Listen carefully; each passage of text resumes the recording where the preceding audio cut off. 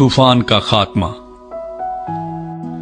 پھر خدا نے نوح کو اور کل جانداروں اور کل چوپایوں کو جو اس کے ساتھ کشتی میں تھے یاد کیا، اور خدا نے زمین پر ایک ہوا چلائی اور پانی رک گیا، اور سمندر کے سوتے اور آسمان کے دریچے بند کیے گئے، اور آسمان سے جو بارش ہو رہی تھی تھم گئی، اور پانی زمین پر سے گھٹتے گھٹتے 150 دن کے بعد کم ہوا، اور 7ویں مہینے کی 17ویں تاریخ کو کشتی ارارات کے پہاڑوں پر ٹک گئی،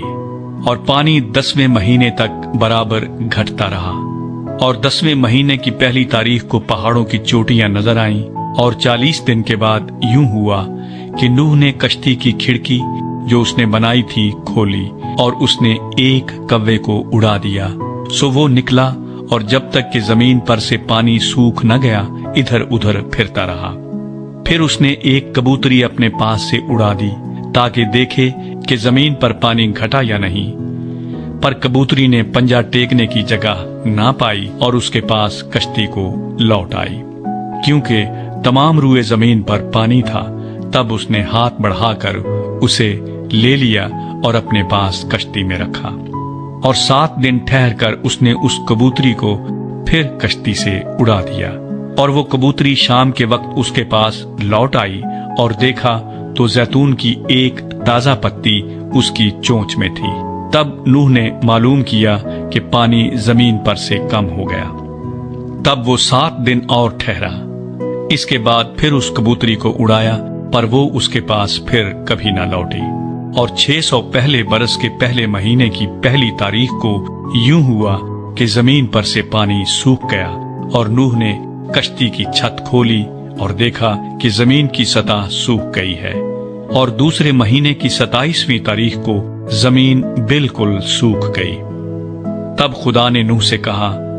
کہ کشتی سے باہر نکلا، تو اور تیرے ساتھ تیری بیوی اور تیرے بیٹے اور تیرے بیٹوں کی بیویاں اور ان جانداروں کو بھی باہر نکال لا جو تیرے ساتھ ہیں، کیا پرندے، کیا چوپائے، کیا زمین کے رینگنے والے جاندار، تاکہ وہ زمین پر کثرت سے بچے دیں اور بار بار ہوں اور زمین پر بڑھ جائیں۔ تب نوح اپنی بیوی اور اپنے بیٹوں اور اپنے بیٹوں کی بیویوں کے ساتھ باہر نکلا، اور سب جانور، سب رینگنے والے جاندار، سب پرندے اور سب جو زمین پر چلتے ہیں اپنی اپنی جنس کے ساتھ کشتی سے نکل گئے۔ نوح قربانی چڑھاتا ہے۔ تب نوح نے خداوند کے لیے ایک مذبح بنایا،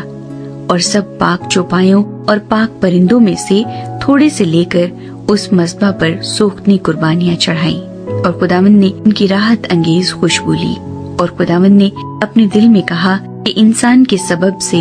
میں پھر کبھی زمین پر لعنت نہیں بھیجوں گا، کیونکہ انسان کے دل کا خیال لڑکپن سے برا ہے، اور نہ پھر سب جانداروں کو جیسا اب کیا ہے ماروں گا، بلکہ جب تک زمین قائم ہے